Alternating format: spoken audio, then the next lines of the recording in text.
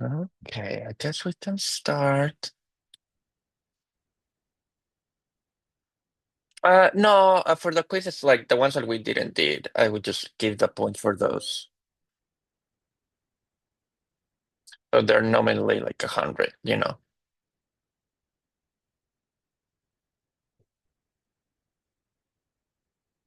So like the quizzes that you did, like each one is still like the same number of points as in the syllabus. Well, I'll probably grade them tomorrow because I wanted to post today the remaining problems for the exam. So like I'll add the problems today, and I most likely I'll grade the second on either Friday or Saturday, but most likely tomorrow.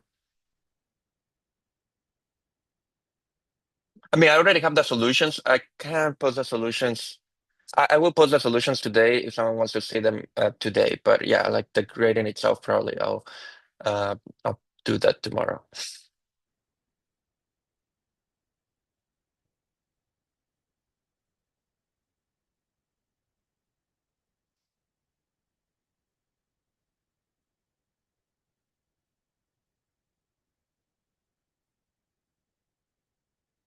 Okay, so as I was saying, so the remaining topic for the course is just to talk a little bit about differential equations, just like the very basics. So I will do that between today and Monday, and we'll cover whatever we can, but at least I'll give you like the main ideas. Um,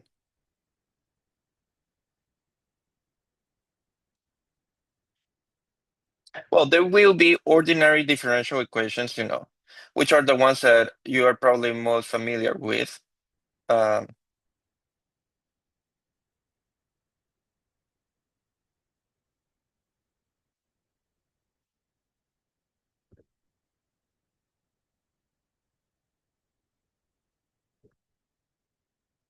the the word ordinary here just means that um everything, like when you take derivatives, is only with respect to like one variable, basically. So there are no partial derivatives because there are no like different variables that you're differentiating against.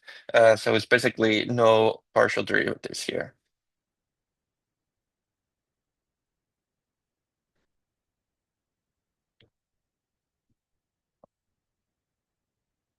Um, and then there are two main kinds of ODEs, like that you could study.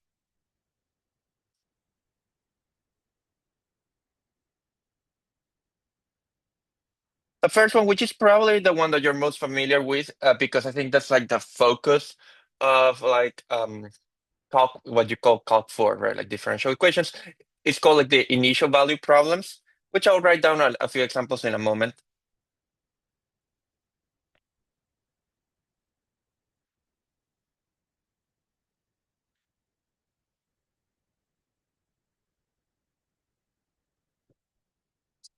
Um, so here, like the idea is that you specify, like you are trying to solve a differential equation, but if you remember, most differential equations, the way to solve them is by like integrating. So like maybe let's do like a quick example. If like here's like a typical class of differential equations, something like dx dt, so something very easy. Let's say t times x plus 1. Okay, so you could have been asked to solve the differential equation. Um, like so here I'm thinking of I'm thinking of x as a function of t, right? So here, and that's kind of like the convention that I'll use for today's class. So here x is a function of t.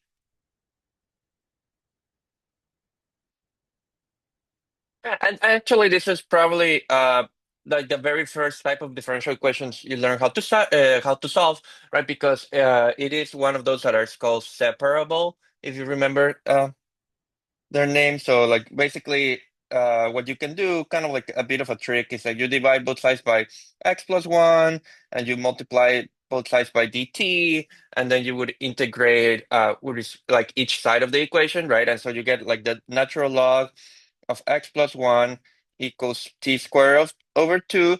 And kind of like for each integral, you kind of like get like a constant, but you can kind of like combine them into uh, a single constant. So like you get something like plus a constant of integration, right? And that gives you like the answer for x, right? So that gives you that x is e to the t square over 2 plus this constant minus 1, right? If you solve for like, well, I mean, I guess like yeah, like if you solve for x plus one, well, I mean, like it's annoying because like I have like this absolute value. So let me just leave it like this. I mean, that more or less solves the problem for x. The only thing is that as you can see here, like you have this annoying constant of integration. So kind of like the logic of ODEs is that uh because the differential equation was like first order in time, right? If you think of t being time, right? So this is like a what you would call like a first order ODE. Then to kind of like pin down the solution completely, you would want to give like an initial condition, right? So like to figure out the value for C, to figure out,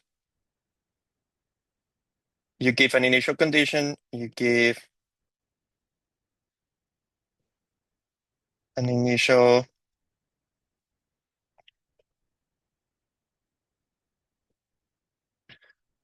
So like an initial condition is, for example, just to specify what the function does at time zero, which is like the normal convention, right? So like you could say, for example, I want my function at time zero to be equal to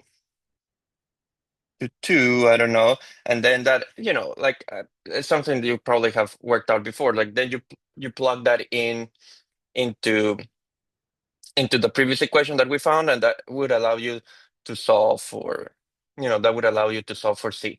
Okay. And then you solve for C. Then use this to solve for C.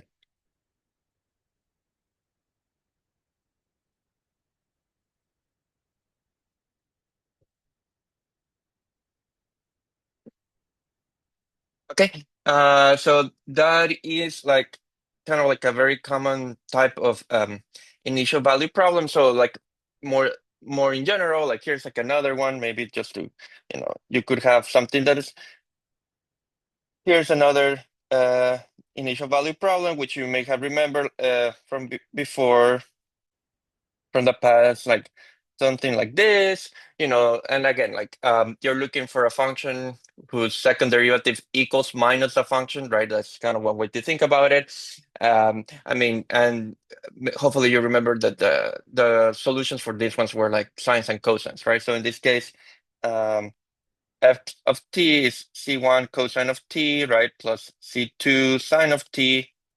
Um, and this was a linear ODE, so there are many methods to solve like a linear ODE. I mean, there are like you almost need no approximation methods because like they are the most well understood, right? So this is like but like the important thing here is like, it's second order.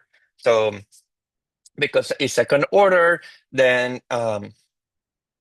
you would require two initial conditions, right? So in this case, it's kind of to get rid of the two constants. That's kind of like you should think about it.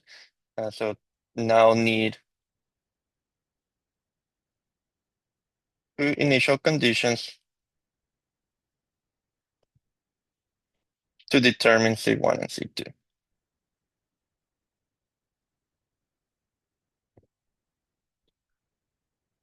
So like, for an initial value problem, kind of like the philosophy of an initial value problem is that if you had the ODE that it involves n derivatives with respect to time, like you kind of like would expect to have to specify n in the n initial conditions to kind of like figure out the problem. Um, in this case, like what you specify as initial conditions is kind of like the position at time zero and the velocity at time zero, right? Like x and But most of our examples, actually, like the ones that we will talk about uh, for our case, they're just going to be first order ODEs. That's going to be enough to kind of like show what we want to do. So we will focus, but of the initial value problems, we will just focus on first order ODEs. But we will focus.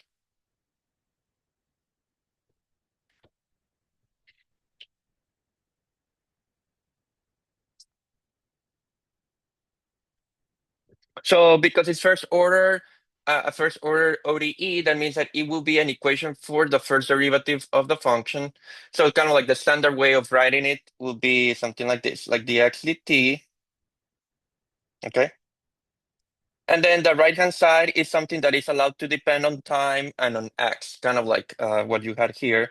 So I'll write it as f of t x comma f of t comma x. And the initial, so this is kind of like the ODE itself. And the initial condition is just saying that at time zero, the function has to have some particular value. So, so this is like the value at time equals zero.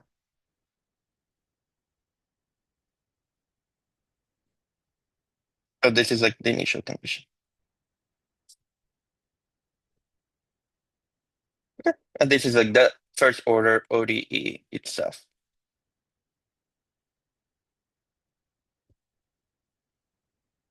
So for example, you know, just like in the two ODEs that I wrote before, you know,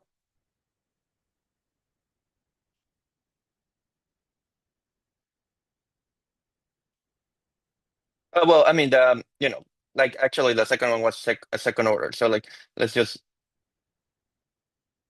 let me give you three examples actually.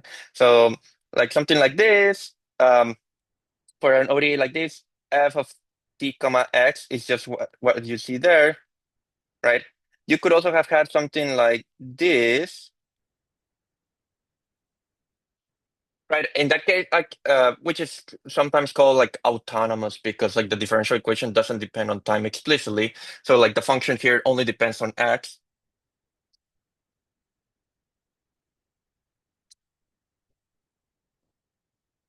And you could also have like a case where like the function also only depends on time. So all is possible.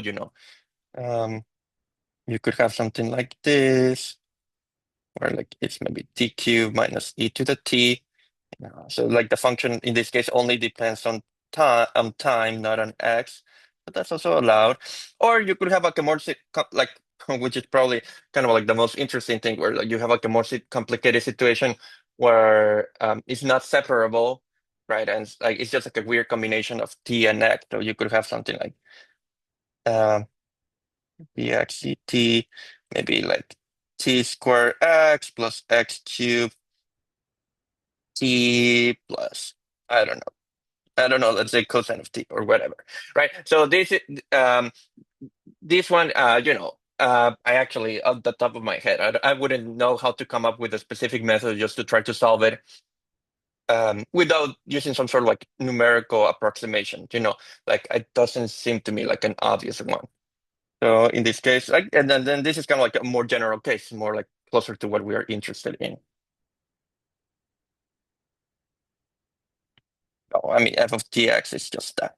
So all that I'm saying is that the point is that for our first order ODEs, we're kind of like the way we will write them is like it's an equation for the derivative of the function with respect to time, and that function, like what that first derivative is being equated to, can depend on t and x, or can just only depend on t, or could only depend on x. But kind of like the more interesting examples is one where like you wouldn't know how to use like a method you already studied to solve the problem, right? And that's kind of what I'll focus on today. Um, and then if I have time, Monday, like depending on how much this takes us, I will tell you a little bit about boundary value problems, which are a different type of ODE. So the other type is called like a boundary value problem.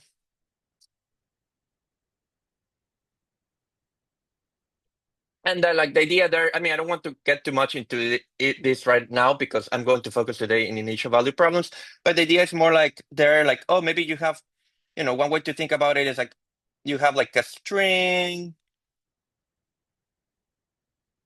Okay.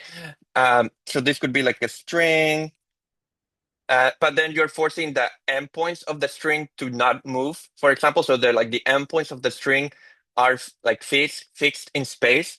So endpoints not allowed to move.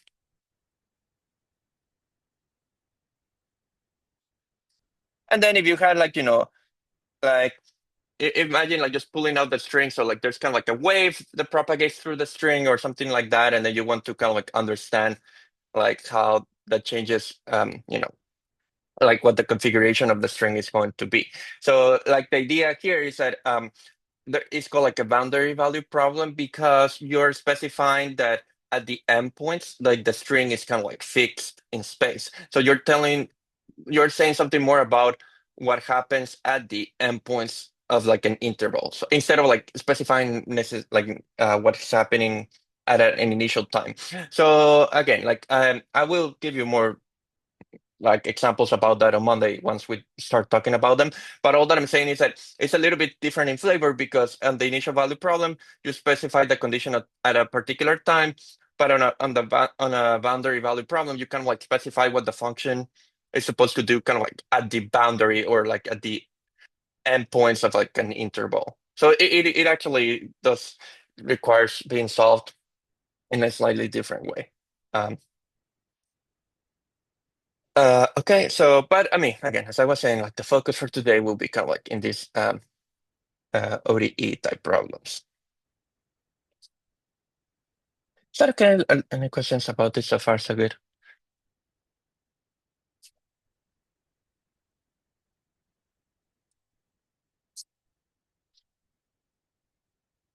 Okay, so kind of like the goal, because it is like a goal in numerical analysis, a course in numerical analysis, like the goal will be to kind of like come up with an approximation scheme to come up with a way to approximate a solution to an ODE. So let me write it down. So the goal.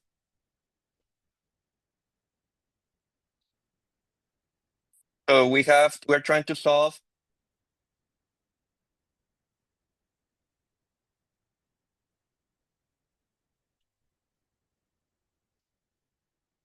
We're trying to solve an initial value problem.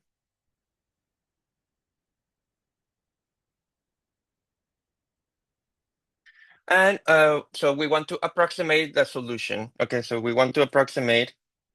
Well, I mean, for now, suppose that the problem has a solution. Like I'll kind of get into the weeds there about what that means. But suppose that so let's call this like IVP for initial value problem. Let's assume that somehow you know that this problem has a solution. There are many theorems that does guarantee that there's a solution, and I'll say some of that later. But suppose that you know for some magical reason that this problem can be solved. So suppose,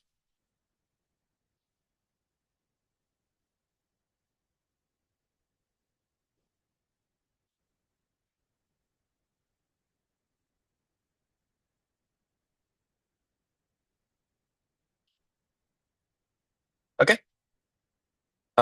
In fact, it would be even better if the problem has like a unique solution. That makes it even less ambiguous. So like again, like that can be guaranteed, and I'll tell you certain like properties that guarantee that. But you know, for now, I don't want to focus too much on that.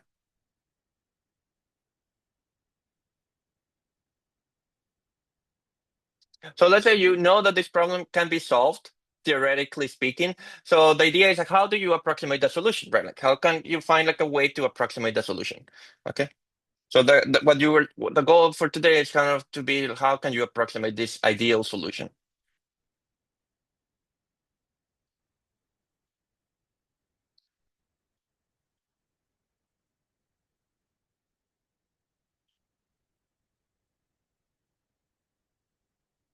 Okay. So just to give maybe kind of like to lay out what the strategy will be. The idea is okay.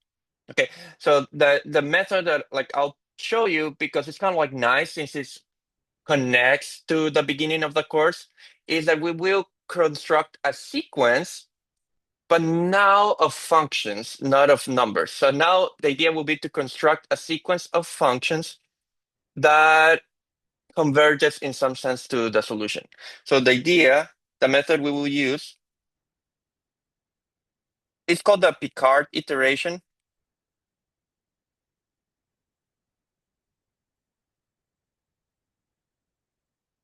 It would be to construct a sequence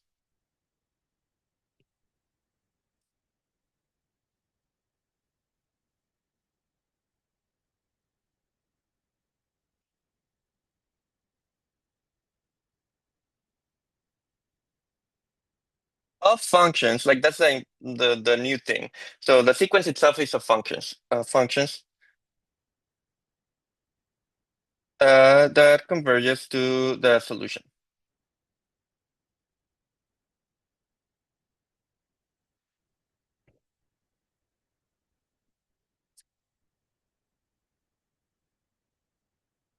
Okay, so for example, like maybe before telling you like in general um, how this would be found, like let's say something like very simple where like you know what let's start with something where like for which you know the solution.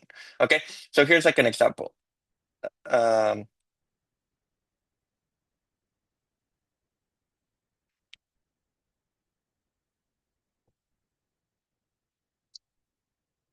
this is an ODE that everyone should know the answer to because it's saying fi find a function find a function that equals its derivative, right? And at time zero equals the value one. So what is a function with that property? What function equals its derivative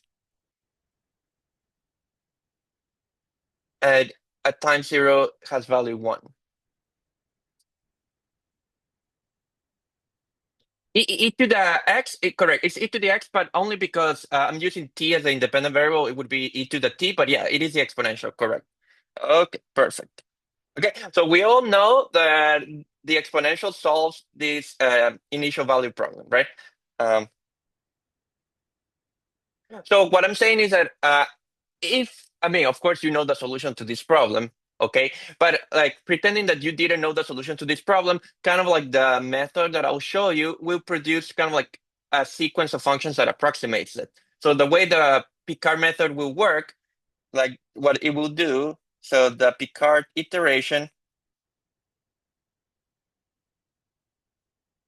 will produce the I mean you we can check that later because I still haven't said how it works, but so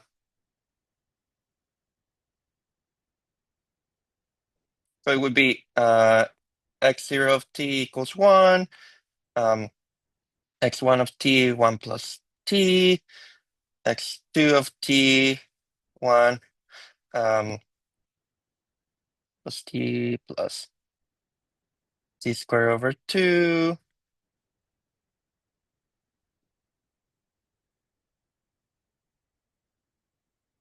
x3 of t going to be 1 plus t squared over 2 plus t cubed over 6. Okay. So you see, like it's kind of like the idea is like the first function would just be like constant equal to the initial condition, and then like we will find the remaining like I still haven't told you how you get from one to the other, but I mean hopefully it kind of like looks plausible that you're integrating somehow.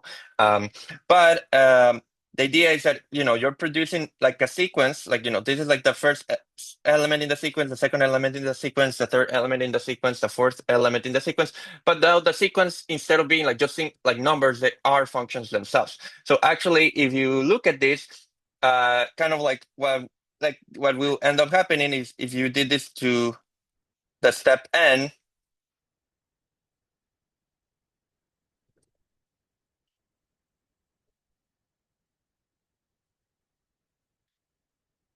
and so essentially, like what this sequence would produce would be like the first n terms in the power series, or the Taylor series for e to the x. So this is kind of like the first.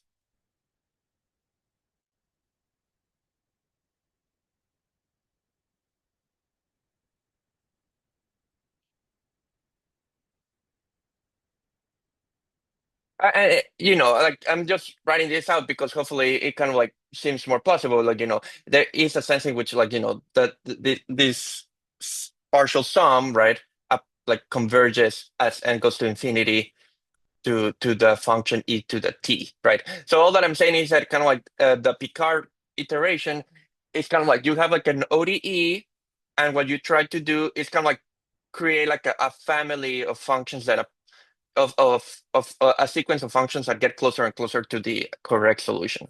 Okay, so like in this case, kind of like the limit as n goes to infinity of xn of t would be kind of like the series for e to the x, or sorry, for e to the t. Okay. But the point is that, these will kind of like work in more general cases. Obviously, you wouldn't bother solving the problem this way for this problem, but it's kind of like nice that, in this particular very simple example, it does give you what you would like to get. Okay.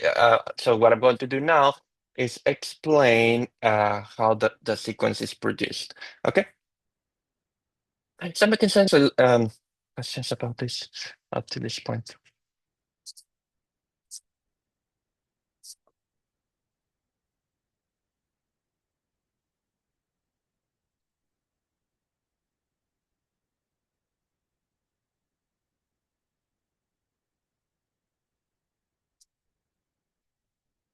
Okay, so just before I tell you how to produce a sequence, it is useful to say a little bit about just some extra terminology of what an operator is,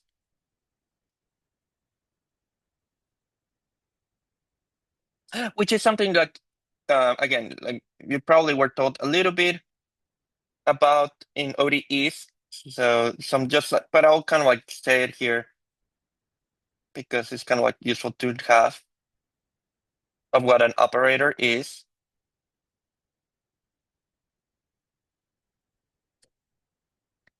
So basically, an operator is an operation that takes a function as input and produces another function as output.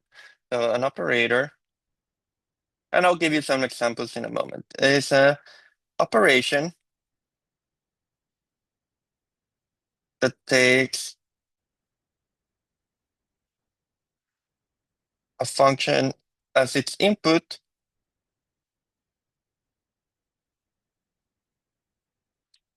and produces a different function, well, another function. Like it could be the same, but that would be silly. I mean, not too interesting. As its output.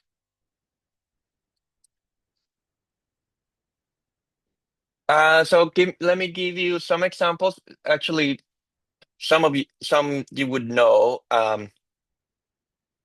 like from ODEs. Like so, one like the in ODEs, like one that is most useful is the one that you call D, probably for some in some problems. So this is called like the differentiation operator.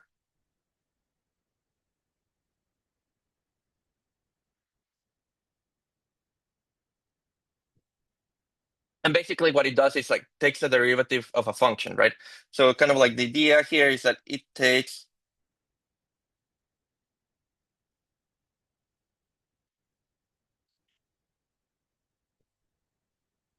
So just to be more precise, like for example, what is d of t squared? Okay, so again, like the idea is that you think of t squared as a function, right? Like the function t squared, and it will spit out another function. The function that it produces is the derivative of t squared. So what is the derivative of t squared? It's just 2t, right?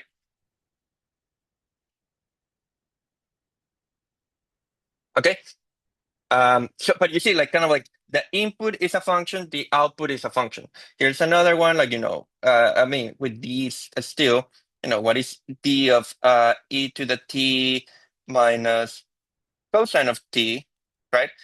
So again, like, it is just like find the derivative of this, right? So the derivative of e to the t is e to the t, and the derivative of cosine is negative sign. So with this minus becomes a plus, so you get plus sine of t. Okay, and one of hopefully, yeah, I do think you saw this operator in ODEs. But like the point of what that's nice about it is that um, it is linear, like like so it's kind of like linear, meaning that if you had two functions, right?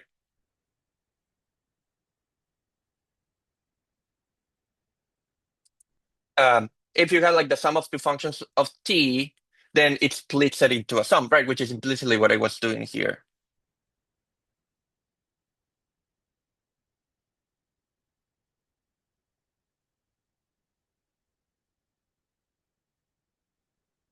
And that if you have like a constant times a function, right?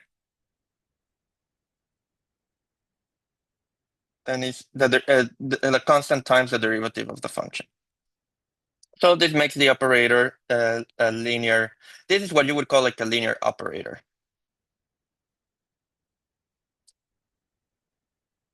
Is that making sense? Like, does that ring a bell? Like, looks familiar?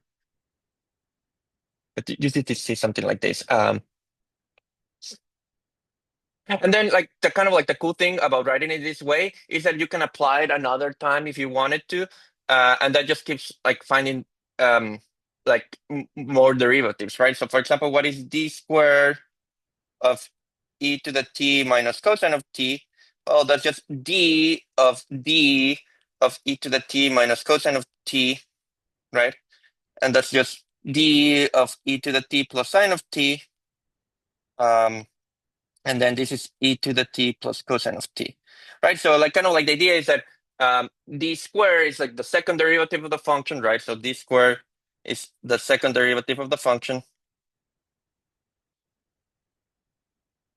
And d to the n is the nth derivative of the function, right?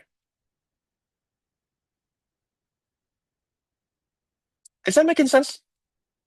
Like, does that look familiar? And then actually what we will do on Monday is that you can represent this by a matrix. I mean, if you kind of like make some, you can approximate this by a matrix. That's what I actually should say. So you can approximate this by a matrix, which is called sometimes like the differentiation matrix, or like so. Like on Monday we'll talk about that. So like on Monday, because it's linear and a matrix is linear, like that's why it's useful that it is a linear operator. Monday we will approximate this by a matrix.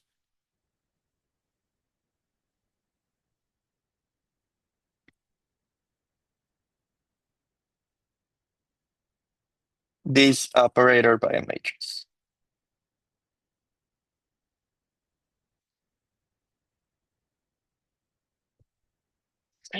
Okay, so here's just to do two more examples. Okay, so here's another example of an operator. So here's another example.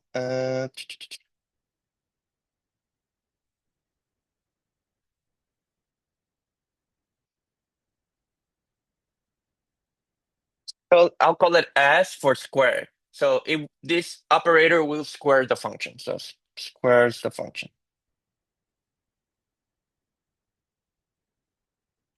So what is S of t? What is S of t, for example?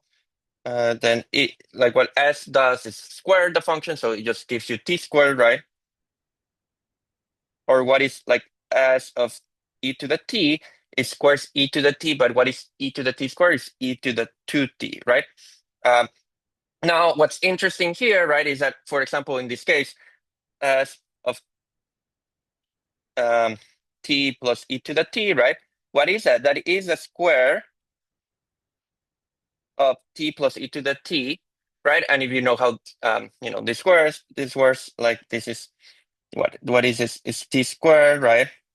Plus e to the 2t plus 2t e to the t, right? And this is what is this? This is s of t plus s of e to the 2, sorry, plus s of t here, s of e to the t, right? But then you have like this extra term, right? So like, I mean, which if you wanted, you could write it as a square of a function, but you don't need to. So what I'm trying to say is that this is like a good example, right? Of an operator that is not linear, right? Because like squaring is not the same. Squaring a function is not the same as squaring like the individual terms, right? Like if the function is like a sum of things. And this is kind of like the classic mistake in algebra when people are learning how to square like a plus b squared, right? Because that is not the same as a squared plus b squared, right? So like what I'm saying is that the operator S is not linear, okay?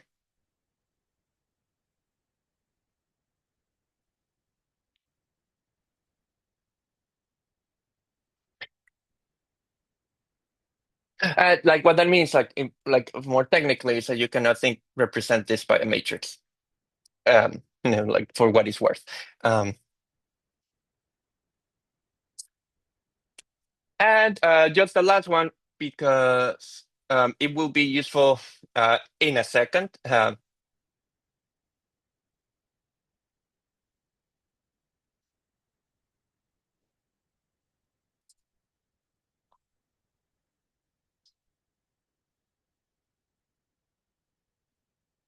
Oh, let's call this I for integration. So this would be the operator R for, uh, or like I'll call it int. So this would be the, well, let's just say I. So this integrates the function from 0 to t.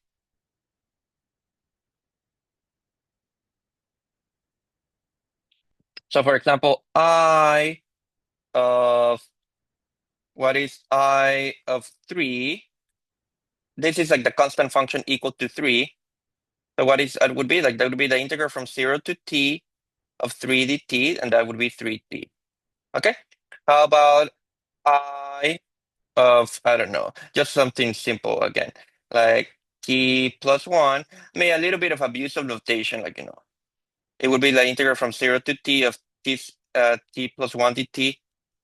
I mean, strictly speaking, you should use a different variable here, like so that you don't have a repetition of the names of the variables, but it doesn't really cause like much confusion.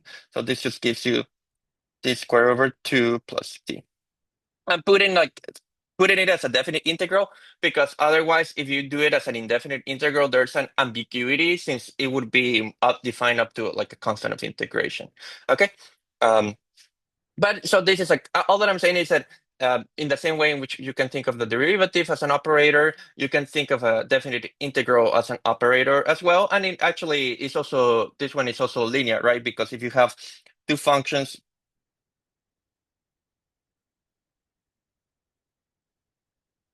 right, integrating from 0 to t, you can like integrate each one separately, right?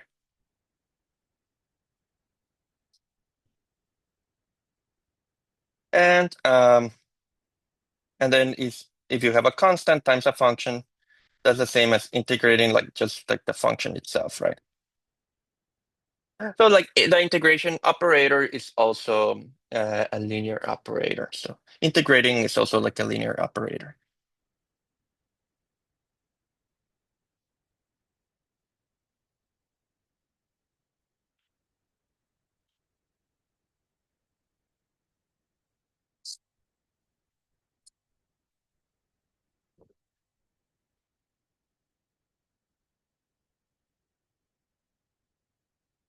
Uh, well, okay, okay. So I decided to do it from 0 to t because I do want to kind of like relate this to the differential equations in a moment, right?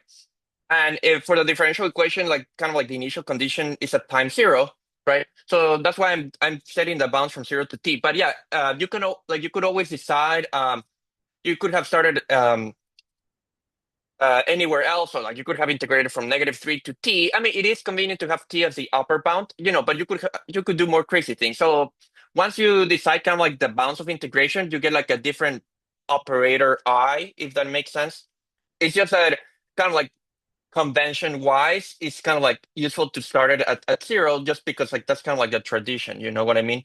Um, but it does depend on how so it does depend on a choice like of like where you like of this decision of the bound. So it's not as when I talked about D, right? When I talked about D, there's more or less only one D, right? Like because there's only one derivative. But when you're integrating, you do have to make choices because like an integral depends on the bounds of integration. You know what I mean? Is that making sense?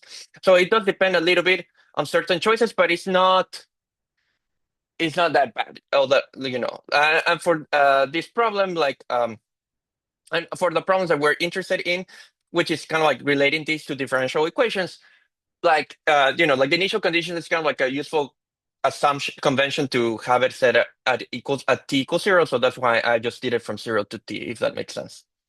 Is that okay? Does that answer your question?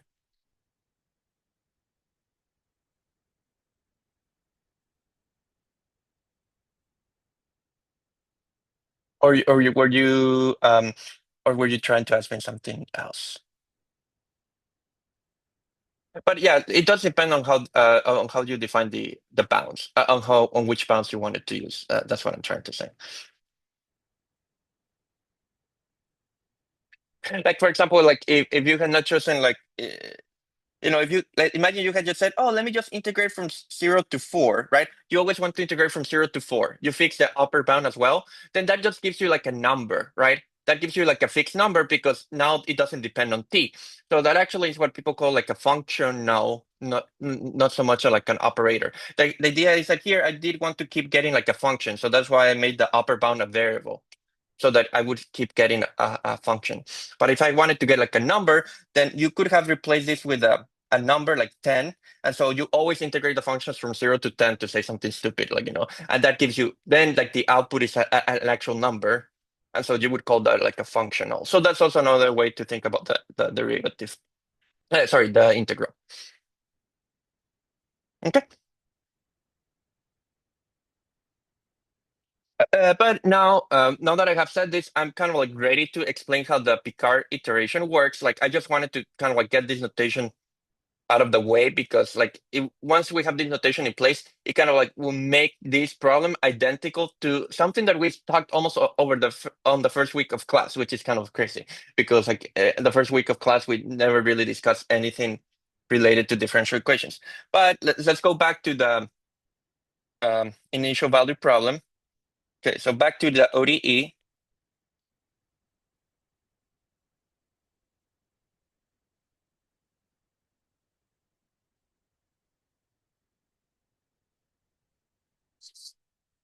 So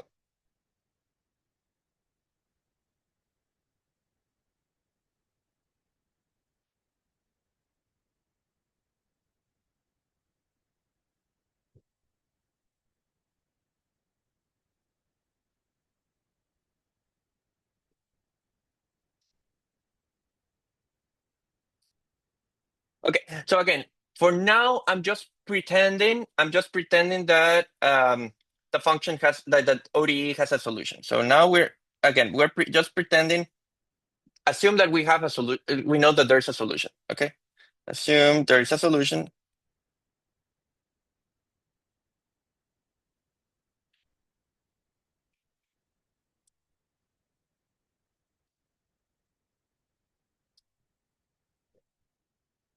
Okay, so now this is the easiest. I mean, not the easiest thing, but here's like a very silly trick. But this is just like the fundamental theorem of calculus. Okay, so the fundamental theorem of calc. Okay, so let's call this solution x of t, right? Okay, so by the fundamental theorem of calculus, so this is like the fundamental theorem of calculus.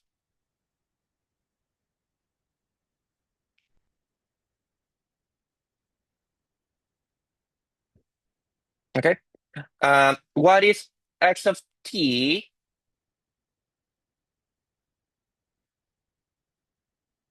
What is x of t minus x of 0? Okay, according to the fundamental theorem of calculus, that's the integral from 0 to t of dx dt, right?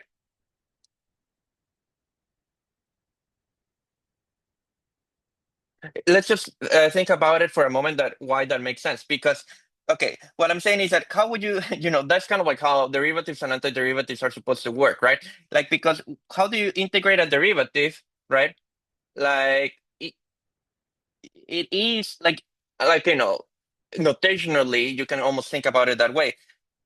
If you cancel out the dt's, you're just integrating x and the integral of sorry, you're just integrating the x and the integral of the x is just x.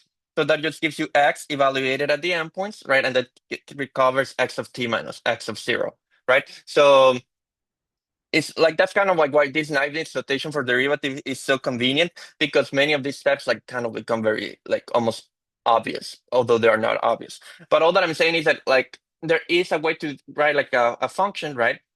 In terms of like is like the integral of its derivative, which seems very silly. But like it will be useful in a moment because that gives you like an expression for x of t. So that tells you that x of t is x of 0 plus the integral from 0 to t of dx dt.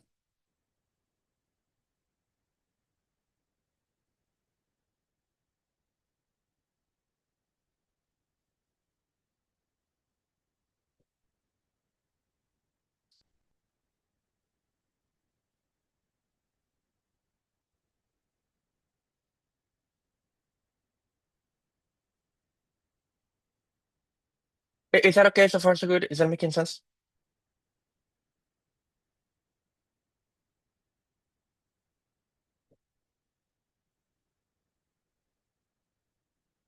Okay, so why am I doing this? Because remember, um, this x of t is supposed to solve the ODE. Remember that x of t is supposed to be a solution to the ODE. So because it's supposed to solve the problem, we do have a formula for the derivative. That's kind of what the ODE tells you. The ODE gives you like you're trying to find a function whose derivative has a particular form, right? So since x of t solves the ODE,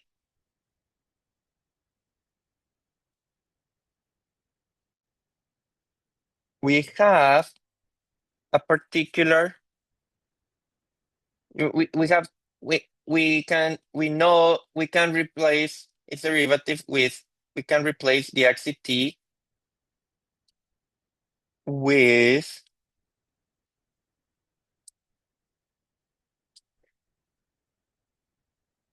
f of t comma x.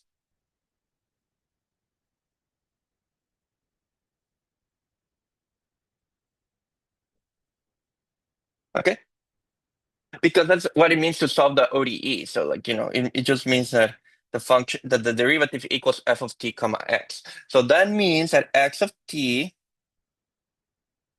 is x of 0 plus the integral from 0 to t of f of t comma x dt. Okay.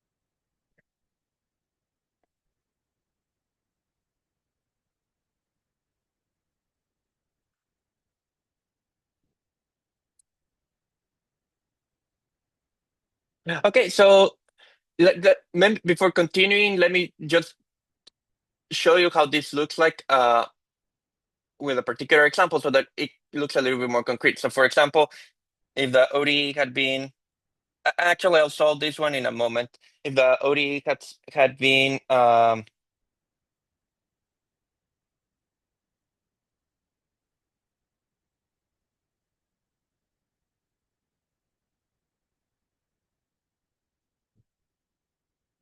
do I have it? I think it was one, okay, okay. For example, if the ODE had been exct equals 1 plus x squared and x of 0 equals 0, right?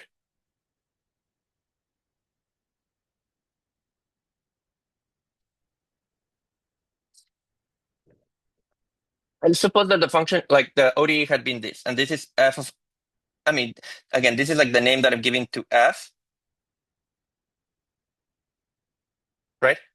Then and x of 0 in this case is just 0, right? So in this case, let's call this like the master equation, okay? It's the key equation.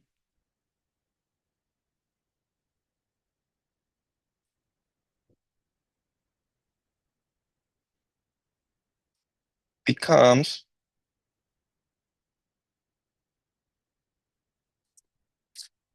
0 plus the integral from 0 to t of what? Of 1 plus x squared, right?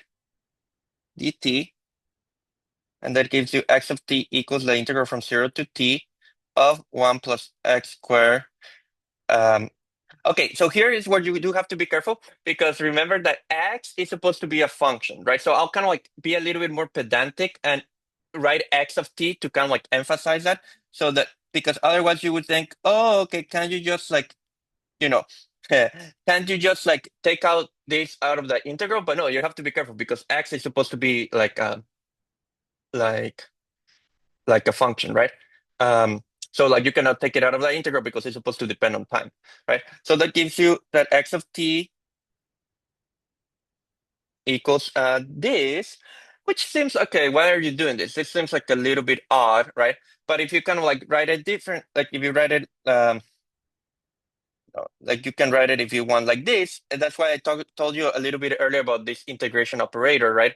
So how would the like you can write it in a more like simplified way as in this way.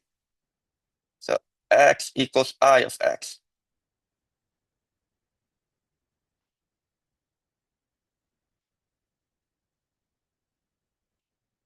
If you're a little bit sloppy with the notation. So does this look like an equation which is similar? Does this look like like a similar equation to something that we did at the beginning of the course when you had an equation like this?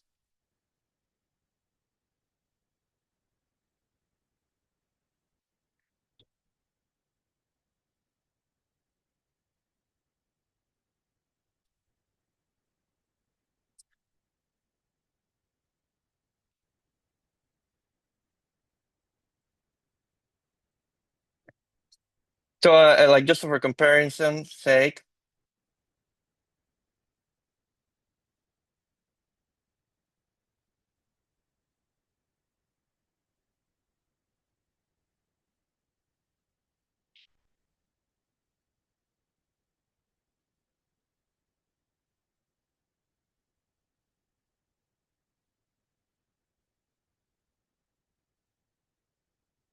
like like think about equations like this that was there a name that we gave at the beginning of the course to solving equations of this form?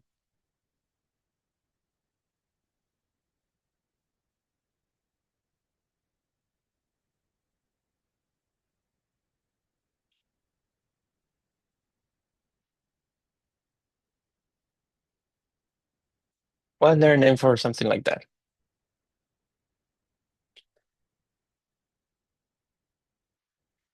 that anyone could think of?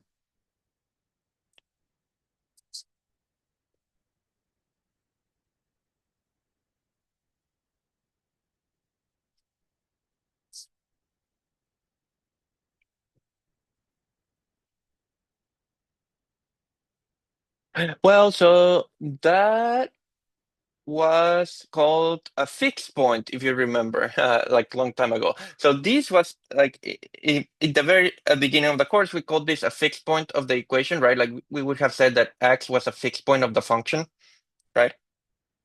Or sorry, in this case, I'm writing it for t. So you would say, like in this case, like you were saying that t was a fixed point. So t was called the fixed point of f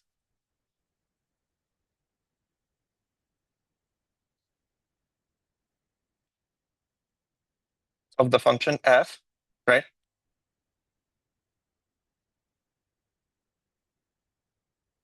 And kind of like by analogy, what's happening here is that what you're saying is that the function x should be a fixed point of the operator I. So x, so the function x, function x of t is a fixed point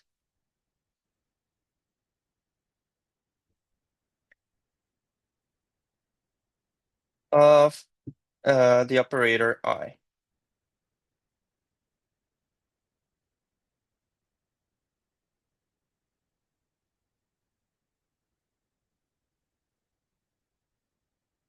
So basically, what I'm trying to say is that solving an ODE can be rewritten as a fixed point problem, but it's not a fixed point for a number, but a fixed point for a function, basically. So the idea is that you can rewrite like an ODE problem as a fixed point problem, essentially. So an ODE problem.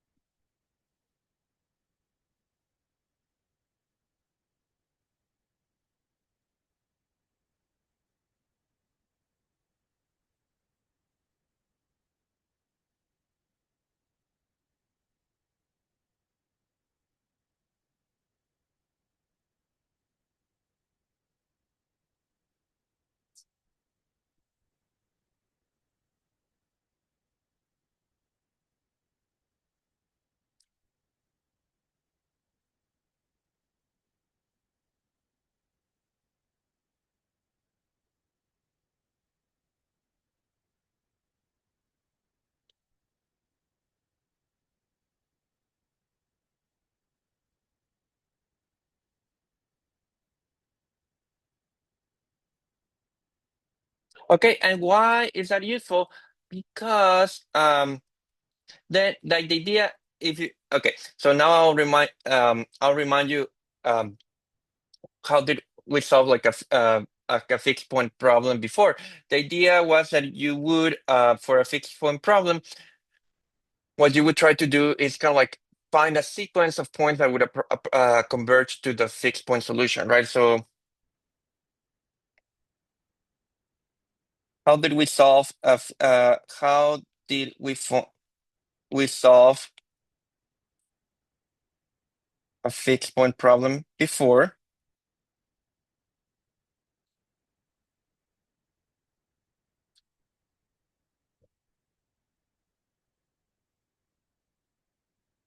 We will create a sequence, right? Like we would start with a point x0, and then x of 1 would be f of x0, x of 2 would be f of x1, if you remember. So we constructed a sequence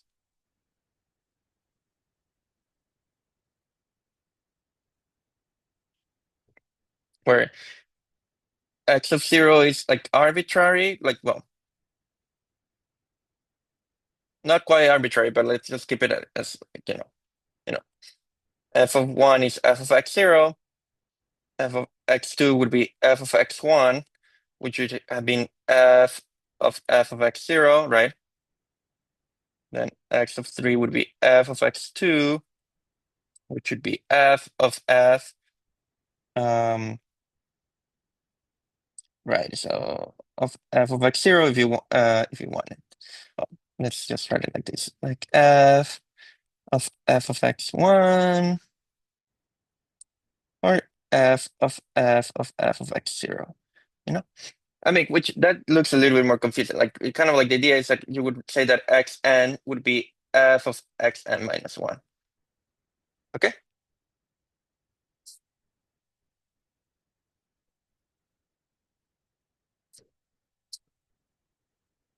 So the idea is that like the point of the Picard method is to literally use the same strategy, but applied to the differential equation. So the idea of the Picard method, I'll kind of like do it first, like for this example, then I'll go back to the general case. So for the Picard method, for the ODE,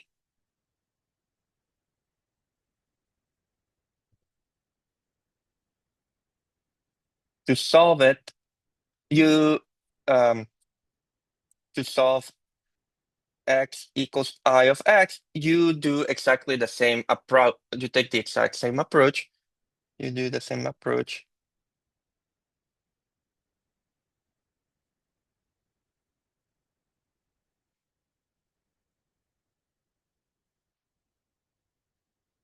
Okay, where x0 will be the like, but in this case, x0 will be the initial condition. That makes sense.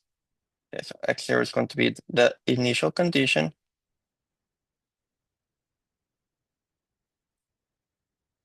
X1 would be I of x0, and then x2 would be I of x1, and then, for example, x3 would be I of x2, and so on. Xn would be I of xn minus 1.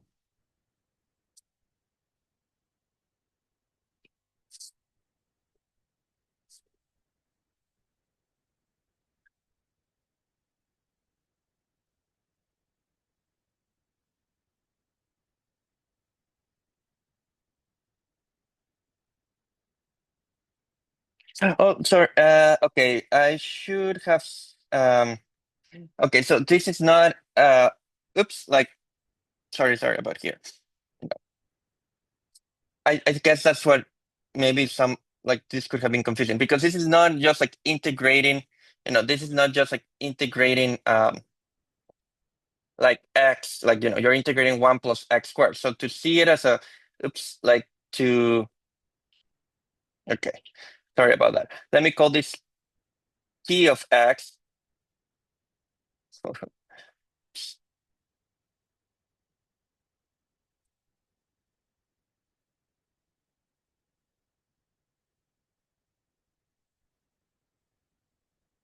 Where I mean, it involves an integral. That's why I call it I, but I had already reserved the name I before. So it's not like the same I as before because like the previous I, like, sorry, like I was literally just integrating from 0 to t the function. Like this is not integrating from, like it is an integration. That's why I was calling it I, but it's not just like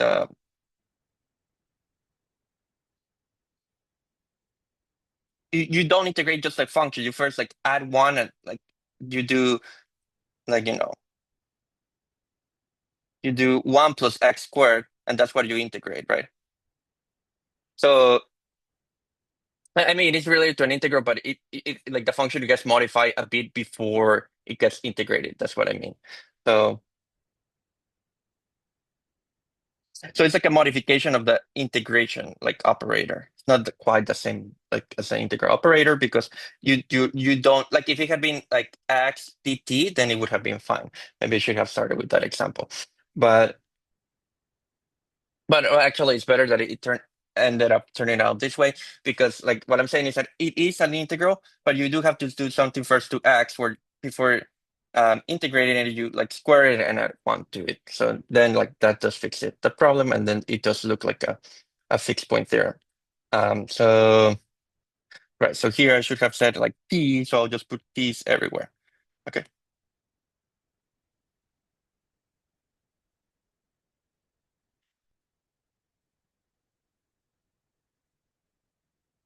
and then we will be good to go.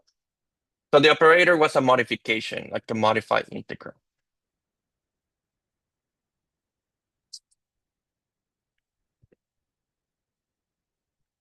Okay, so let me show you how it looks like here. So again, like just to go back to what we were saying, the x dt was 1 plus x squared and x of 0 was 0. So what I'm saying is that this is what I'm calling x0. Um, what I'm saying is that the f in this case is, so f in this case is 1 plus x squared, and t of x is going to be the integral from 0 to t of f of t comma x dt, which in this case is the integral from 0 to t of 1 plus x squared dt. Okay, so that is the t that we're going to use. And let me check that I didn't write any typos elsewhere, like and that I did fix the I everywhere else. Okay, yeah. So this is going to be fine now. Okay, so the sequence, like again, like the idea is that you can think of the ODE as a fixed point problem. So the ODE becomes solving the ODE is the same as saying that x equals p of x. Okay.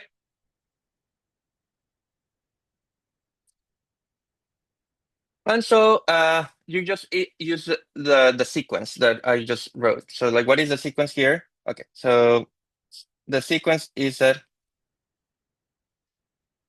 x0 is like the initial condition, and t of x and xn is t of xn minus 1. Okay?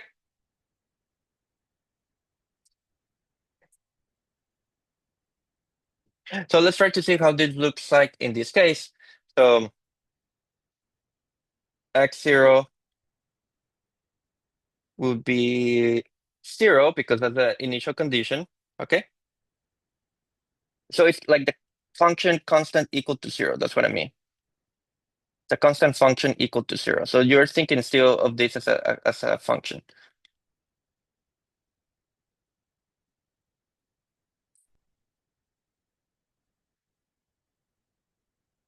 Okay.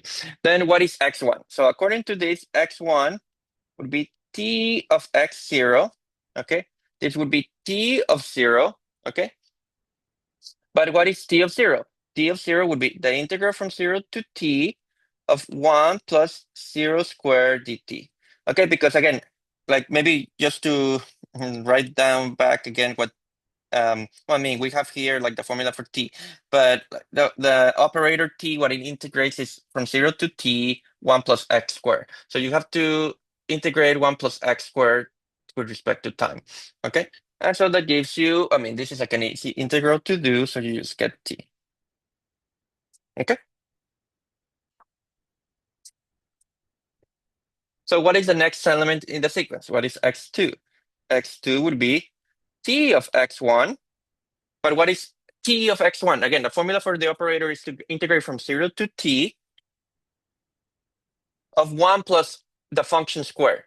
So 1 plus x1 squared dt, but that's the integral from 0 to t. Oh, sorry, I should have like, yes, this is fine, but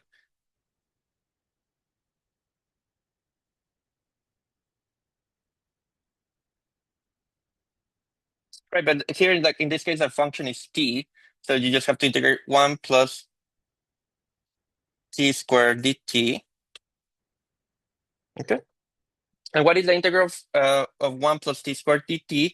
That's, if you do it, like that's not super hard to do. That's, 1 dt is t, and t squared dt is t cubed over 3, right?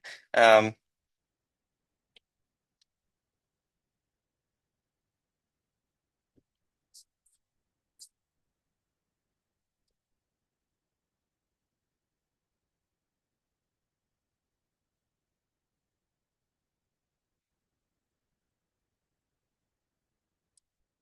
is that okay? So far, so good.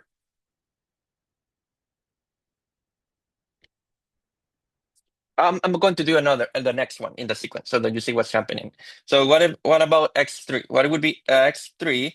That would be t of x2. But what is t of x2? That would be, what is x2? X2 is t plus t cubed over 3. And what is the formula for t of something? Is like integrated from 0 to t, 1 plus the square of that function. So it would be the integral from 0 to t of 1 plus the square of the function.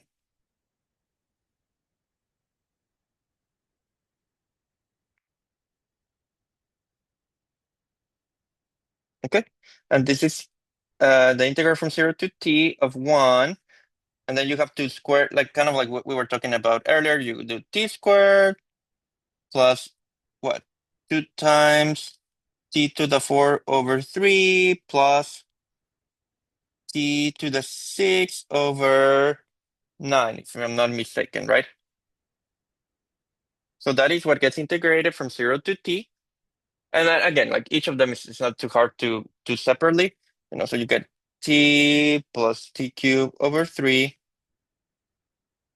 plus 2t over 5 over 15 plus t over 7 over 63. Okay.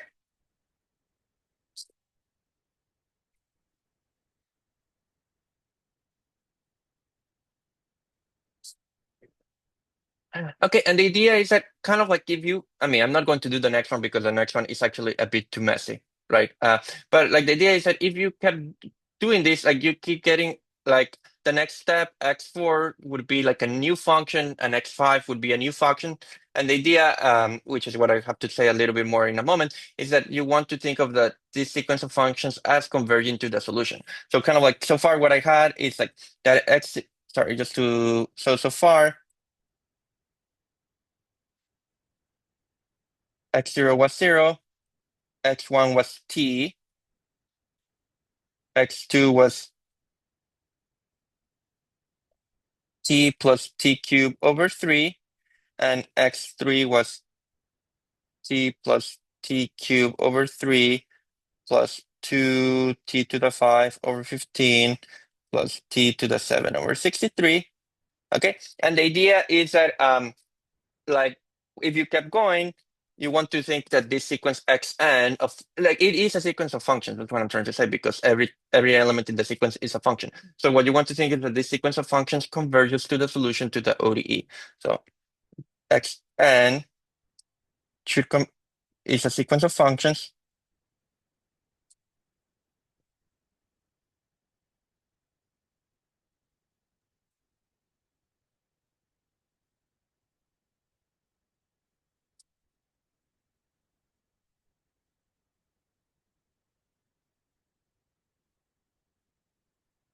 In fact, I don't know if anyone knows what the solution to this ODE is, because the ODE was this thing, right?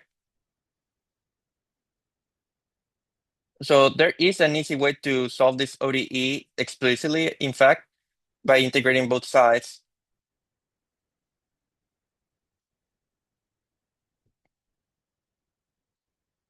Like, what is the integral of 1 over 1 plus x squared? It's like R10, right?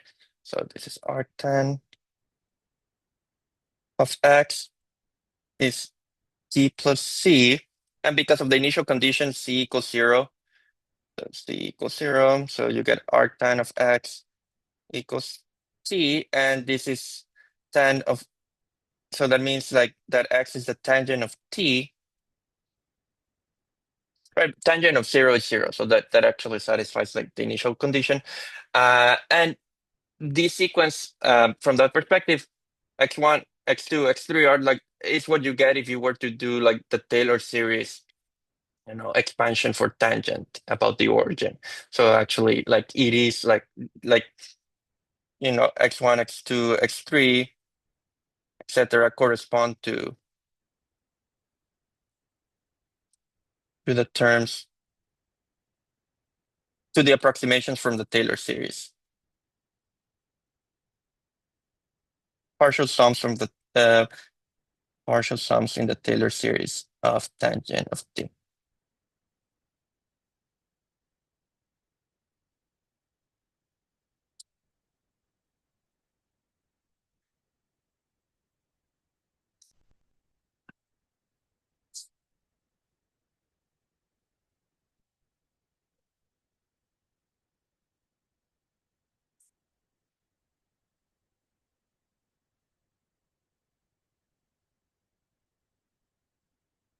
Okay.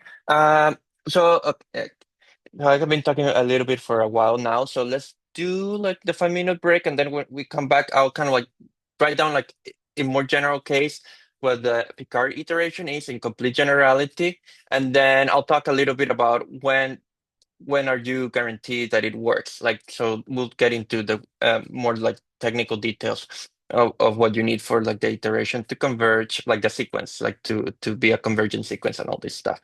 But let's say 11:50, if that's okay.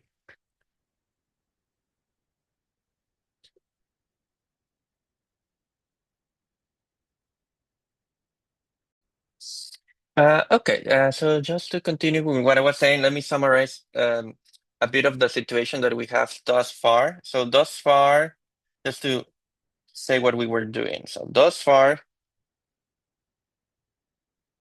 we had an initial value problem.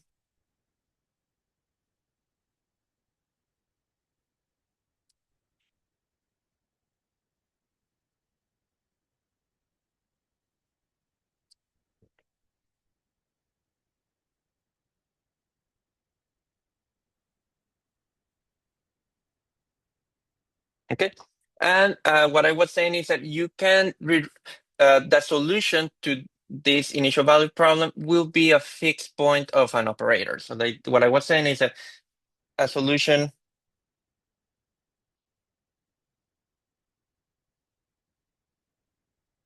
to this IVP will be a fixed point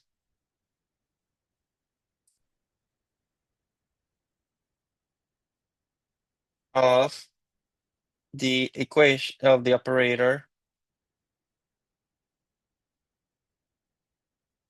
Well, let me say, okay, we'll solve the equation x equals t of x, where t of x is the operator,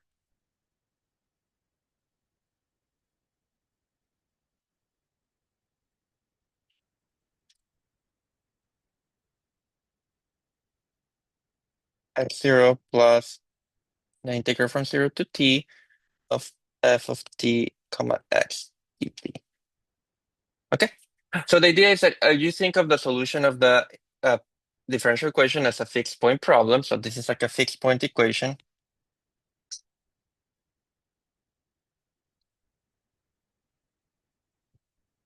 So the idea in the Picard iteration, the method of the like the Picard iteration is to produce a sequence in exactly the same way in which we produce a sequence for a fixed point problem at the beginning of the course. So in the Picard iteration,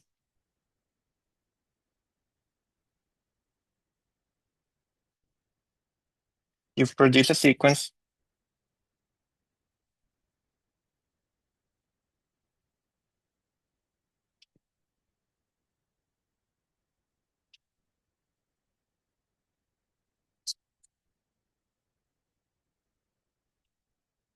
Let me write it like this.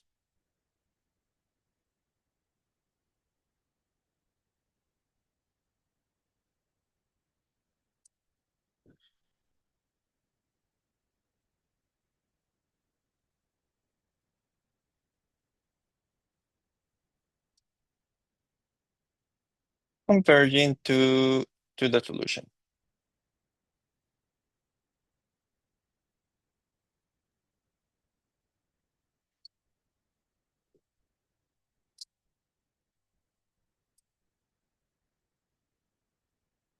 Okay, so let me do one more example, and then I'll a quick one, and then I'll say a little bit about what you need for this sequence to converge. Because if you remember, even at the beginning of the course, when we had the fixed point problem, I don't know if you like remember, like we had to we needed to know whether like there were some conditions that would guarantee like the existence of a fixed point. So something else, something similar is required here. It's just not going to be coming out of like thin air that there's always a fixed point. Sometimes there will, sometimes there won't, right? But just to do something a bit more concrete first. Again, like let's say here's another example of how this would work. So if you were trying to solve the x dt equals um, t plus x and x of 0 equals 1, okay?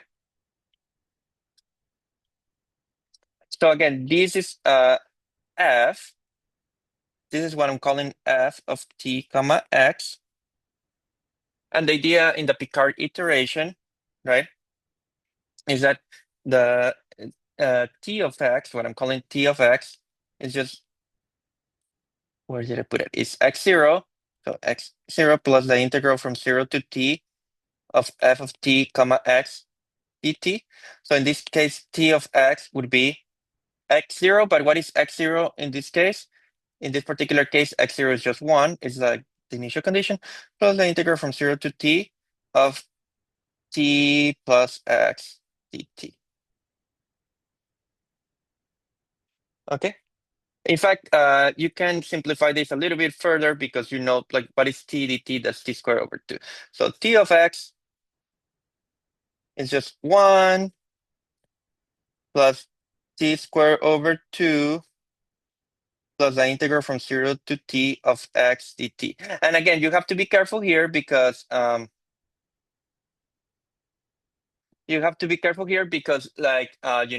x is a function of t, so it's not thought of as a constant, right? Like x is a function of t. So this is the operator. The operator takes x, integrates from 0 to t, and adds 1 and t squared over 2 to it. Okay, so it is a genuine operator. Okay, this is the operator in this case.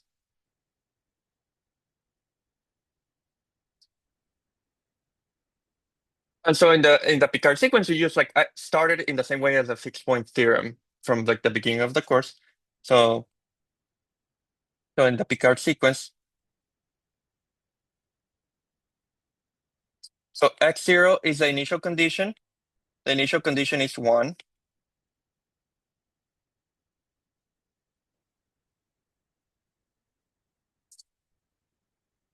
Is 1. Okay. And then what is x1? X1 is t of x0. What is t of x0? Is t of 1. Okay. What is t of 1? That's 1 plus t squared over 2. So the integral from 0 to t of 1 dt, right? Because this is what you put in the integral.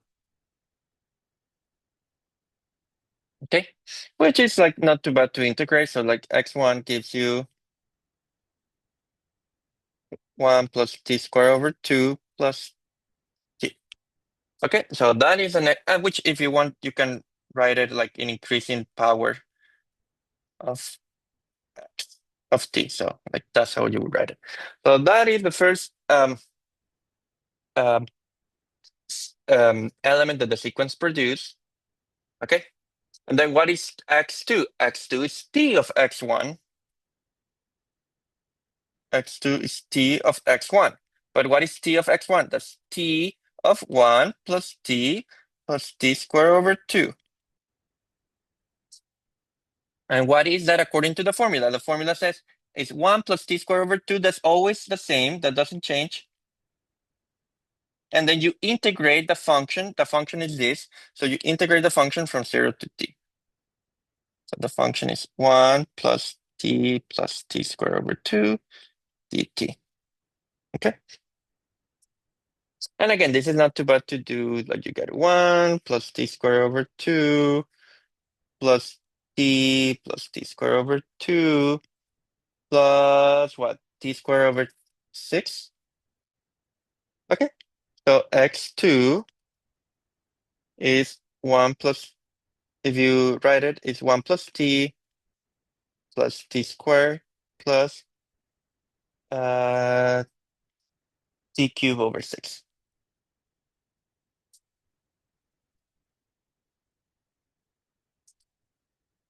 Is that making sense? How am I producing the elements in the sequence?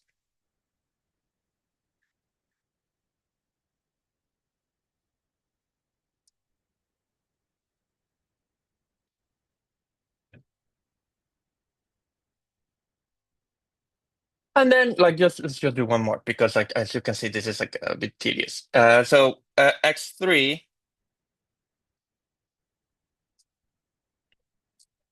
would be t of x2. But what is t of x2? That's t of 1 plus t squared plus t cubed over 6. And what is that? It's 1 plus t squared over 2 plus the integral from 0 to t of 1 plus t squared over, plus t cubed over 6 dt. Okay? And then kind of like same story. You integrate all of this from 0 to t, combine terms, like, you have to do some simplifications.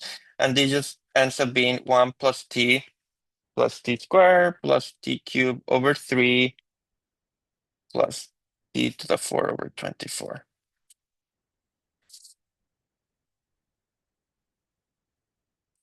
And you can kind of keep going like that. And like the idea, the idea is that this sequence of functions, it is a sequence of functions, right? It converges to the solution. So this converges.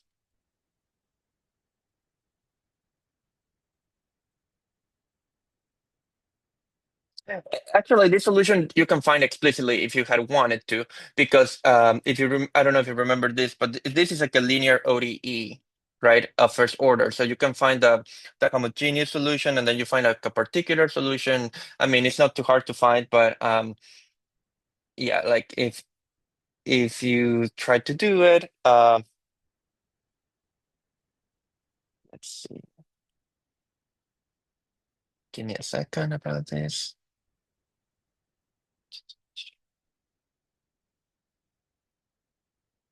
Oh, right. Yeah, if you do it all, like you find like because it's you get this.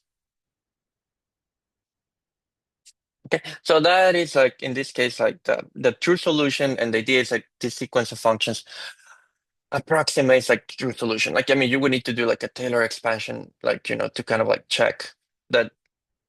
In fact, if you did like a Taylor expansion, you would check like that's like the first terms in the Taylor series for this function. Okay, so all that I'm saying is that the Picard method like does it's kind of nice because it kind of like connects the beginning of the course when we were talking about the fixed point. Is that the fixed point at the beginning of the course was for like just equations, like regular equations involving numbers.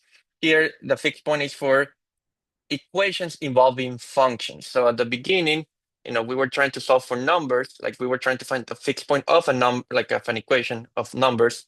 And here it's like a fixed point of an equation between like involving functions.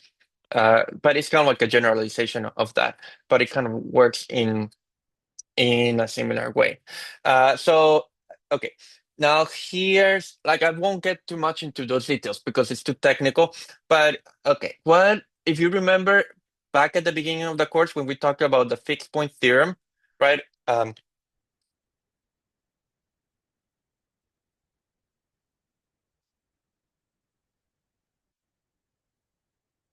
When we discussed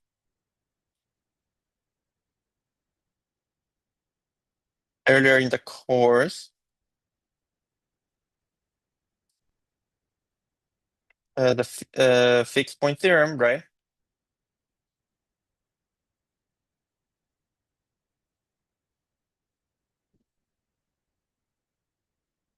Okay, anyone remembers what property you needed about the function for there to be a fixed point?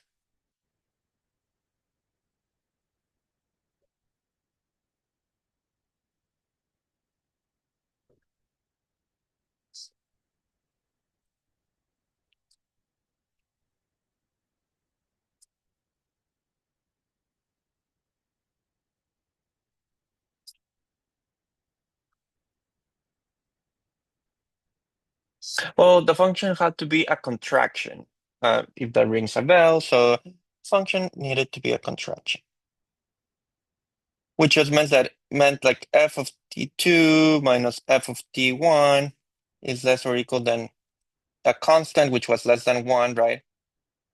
I mean, at the beginning of the course, I did it. Um, the variable was called x, but I'm switching to t just so that it doesn't confuse with x now because x is like a function. Okay, so this constant k was like between 0 and 1.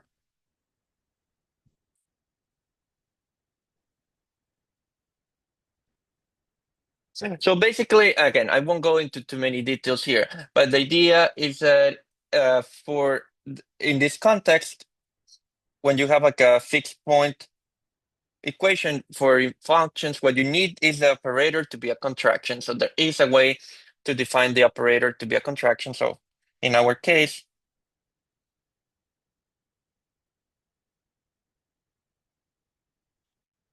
where x is equals t of x, there will, if the operator is a contraction, if the operator t is a contraction, then there will be a fixed point, and all that we have been doing works.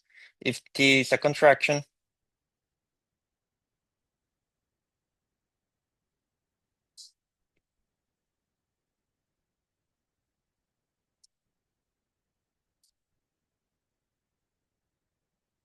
and this Picard iteration works, and this Picard sequence works, and it can be found with this Picard sequence. can be found with this Picard sequence.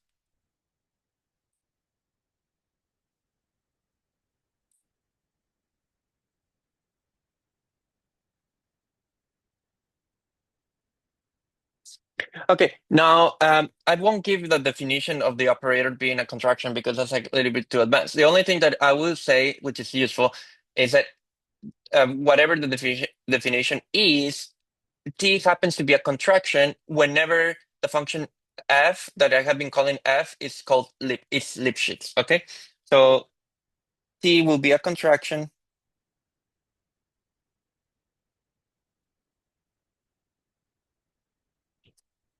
whenever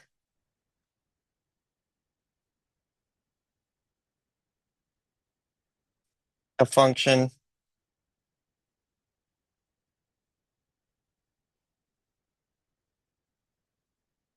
f of t comma x is Lipschitz.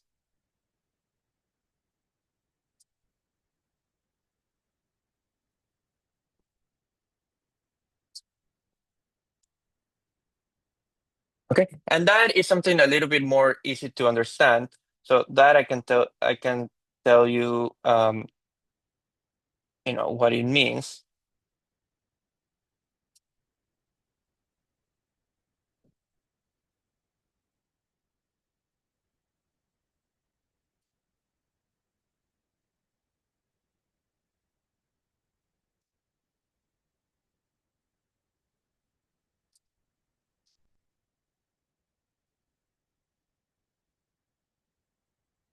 So a function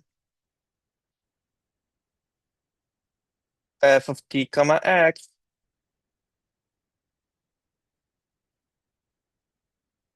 is called Lipschitz.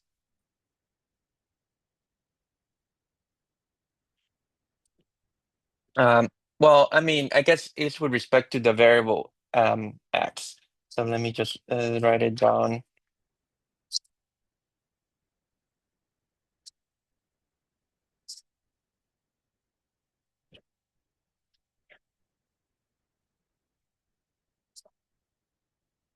Well, I mean, you have to specify a domain, I guess. In some domain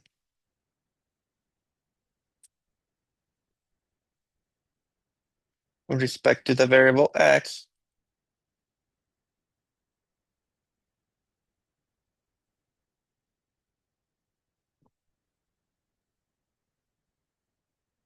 if f of t comma x1 minus f of t comma x2 is less or equal to L times x1 minus x2 for some constant L. If you can find a constant L,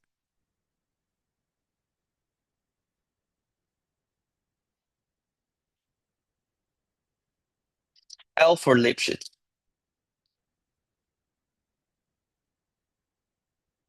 or which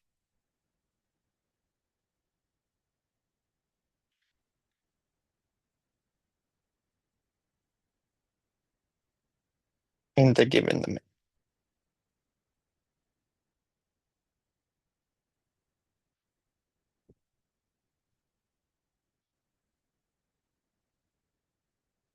So you see, it is a similar. So it's a similar definition to. It's a similar definition to the one we had for a contraction. If you remember how like the definition of contraction was given for a function, um, the only thing is like in the case of a contraction, it was only for one variable, and then like this constant was less than one. But like a Lipschitz condition is very similar to that. It's just like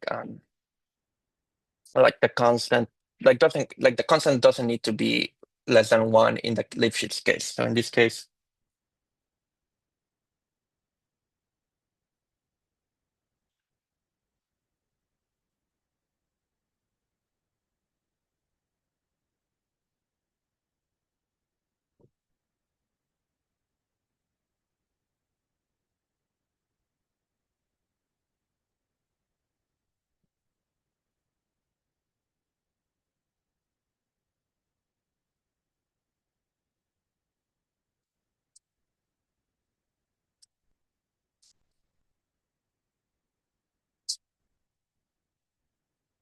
And you know, and these like if again it's like if similar to what we had done at the beginning of the course, because with a contraction, one way to show that a function was a contraction was to show that its derivative was always less than that constant, right? If you remember, like, oh, here's like definition of a contraction, right? One way to show that a function was a contraction was to show that the first derivative was less than a constant. And kind of like similar to this case, like one way to show that a function is Lipschitz is that its derivative is less than a constant, but because a function depends on two variables, what you care about is the derivative with respect to x. So here, so to show that f of t comma x is Lipschitz,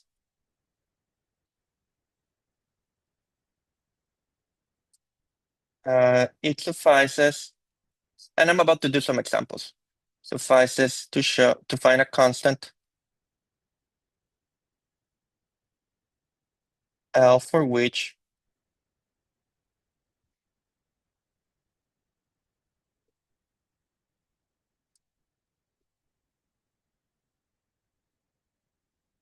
the derivative of f with respect to x is less or equal to L.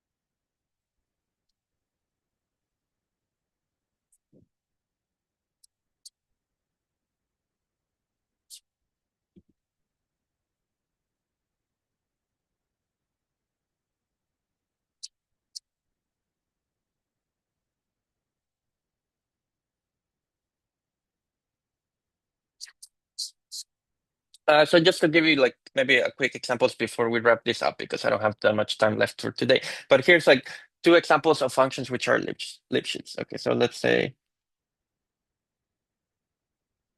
so that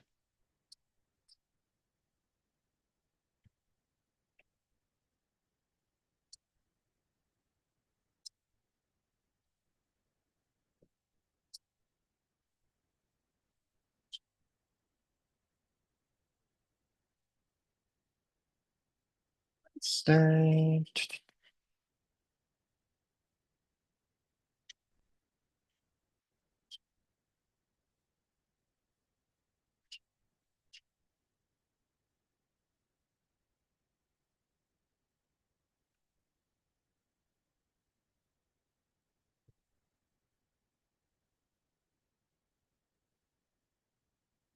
I'll find the constant.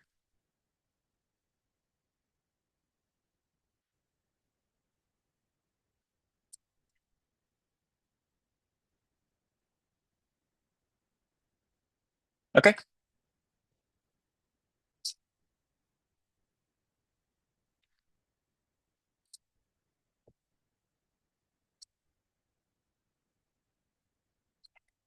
So again, to check whether something is Lipschitz, what you need to check is that if you take the partial derivative of the function with respect to x, whether in absolute value that's less than some particular number. So for example, let's start with the first one.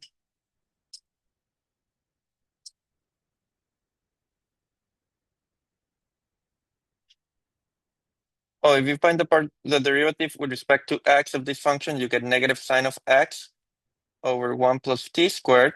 And what is this in absolute value?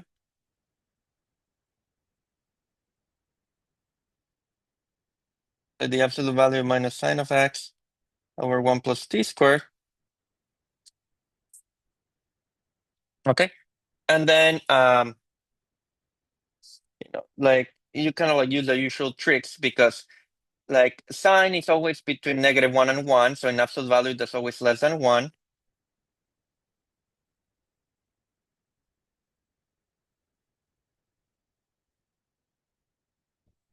And no matter what t is, right, 1 plus t squared is always a little bit greater than 1. So, like, the fraction itself is also less than 1.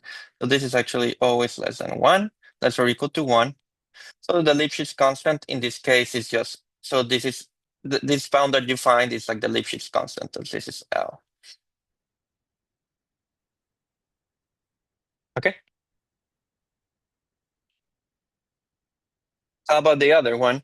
The other one is similar. So, like, like if you take f of t comma x to be t plus 2x, then you take the derivative of f with respect to x. Well, that's equal to 2. So in this case, in absolute value, you know, it's just the absolute value of 2, which obviously, like, like that, there's nothing to say here. Like, I mean, this is always less or equal to 2, like automatically. So in this case, the Lipschitz constant is just L equals 2.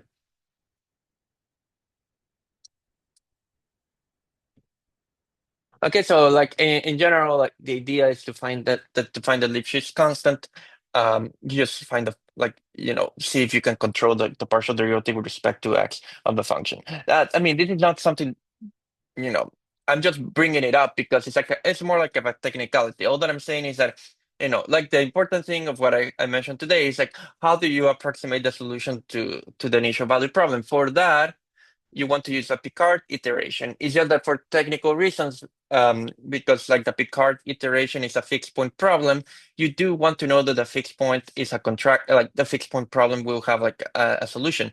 And so that's why you get into all this stuff about, like what guarantees that the operator is a contraction. But that is like more technical. Like for what I care more about is for you to kind of like for you to know how to find the approximating sequence of solutions to the initial value problem, because that's kind of like the approximating part. This is more like kind of like to know that there are conditions that guarantee that it's a contraction, and it's good to know that those conditions do exist. So kind of like the idea is that once you know that the function is Lipschitz, you can guarantee that there is a solution to the differential equation, um, and and you can even provide kind of like an approximation for that solution using the Picard iteration. But that's kind of like the most important thing of of what I said today. So as I was saying at the beginning of the class, for those who came in late, so I'll just like finish adding today all the remaining problems I want you to look at the course, and then on Monday. Uh, will that will be the last day that we meet lecture wise, and then on Tuesday I'll just like uh, turn it into office hours. But I will even add today the problems for what I plan on covering on Monday, like in case you want to check it out. Although you probably will have to wait until Monday, for that time. But yeah, I think this I kind of like finish a little bit almost close to the deadline today, just because like I won't lecture on Tuesday, so just kind of have all of this self-contained in a single class. But besides that, yeah, just check out the announcement where I send you the problems for the quiz on Monday, which is the last one. But yeah, I'll stay here for longer if someone wants to ask me anything else.